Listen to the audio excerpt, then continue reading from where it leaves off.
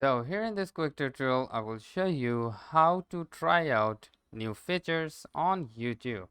So for that reason, first of all, you need to open up your YouTube application for real quick, and then from here, you need to go and select the bottom right side corner onto the profile icon like this, and simply go with the gear icon on the top right side corner. Simply select that one, then scroll it down and simply select try experimental new features option like that.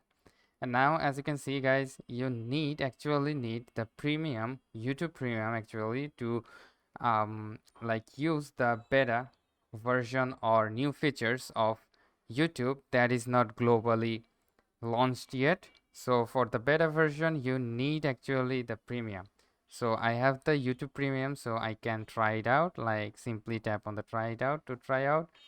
And if you don't and if you want to remove this, you can simply tap on turn off to just turn it off.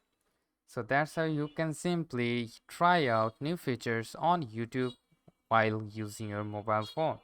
So I hope this video helps you out. If yes, please leave a like and we'll see you next time.